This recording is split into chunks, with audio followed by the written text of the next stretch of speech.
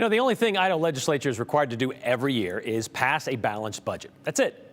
Yet here we are, almost to the middle of March, 9 weeks after the session began, and the budget is still not completely balanced, which opens up a lot of free time for those not on the Joint Finance and Appropriations Committee to, well, come up with other ways to occupy their time, like trying to pass other bills, which is why we get anything from cannibalism to COVID vengeance bills to a litany of license plates. Then there are the types of ideas like what they were talking about at the State House today, allowing those in the healthcare field to refuse medical procedures that may go against their religious, moral, or ethical beliefs. Right, Joe? Yeah, and Idaho lawmakers kind of took a run at this last year in the context of therapists and counselors, but now they are expanding it to really the entire medical field, and pending a minor approval of a word change. Lawmakers in the House and Senate are sending Governor Little a bill that they say protects people from being forced to do non-emergency work that goes against their conscience. So this idea, again, it covers doctors, nurses, pharmacy workers, healthcare workers, educators, the whole gambit.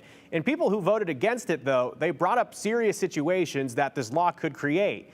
Sponsors say, though, that threats to the right of conscience in healthcare are increasingly common and more severe in recent years. Senator Carl Bjerke, who is one of these sponsors, used childhood vaccine schedules in an example of supporting this concept. The schedule has these vaccinations on it, but they're not going to recommend one of those. And they're giving you informed consent. You know that, hey, well, I can't get that one from this doctor. And this doctor is telling me that she doesn't or he doesn't think this is good for my child. Don't you want the doctor to tell you the truth? The primary directive is to do no harm. And that's not just a suggestion that you filter through your personal beliefs.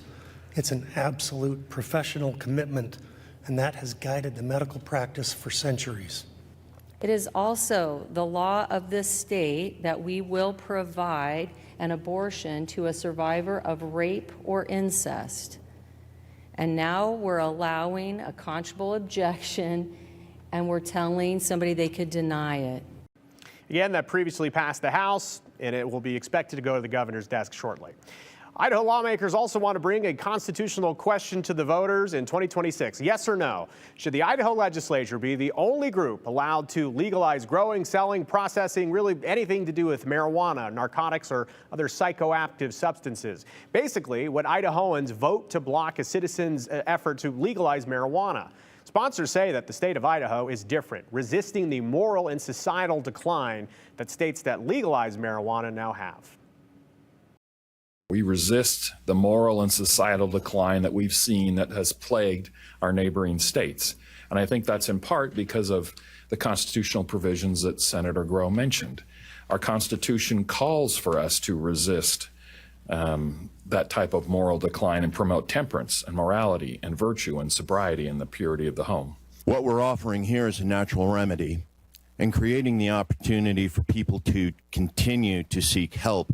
What we ask is that HJR 4 not go to the vote because we do not want the majority to prevent the rights of the minority to petition for the right to life, liberty, and health. That concept is passed out of committee. It now goes to the full Senate. And Brian, speaking of medicine, medicinal, Medicaid was in a Senate committee this afternoon, passing there after extended public testimony. Okay. So we'll now go to the full Senate and is one step closer for Idaho putting pretty aggressive, I guess, safeguards or guardrails, to prevent a runaway budget. Okay, go back to this marijuana thing. They want people to vote on losing their power when it comes to deciding on who would decide that. It's almost like a backwards referendum in the sense, like, would you vote no against marijuana? And kind of this backwards way of saying, before they can get something on the ballot to legalize it, we should be the only group doing it. Right, and still taking power away from the people. Should that come up later? I'm not saying that's coming up anytime soon, but it might. I don't know. All right, thanks, Joe.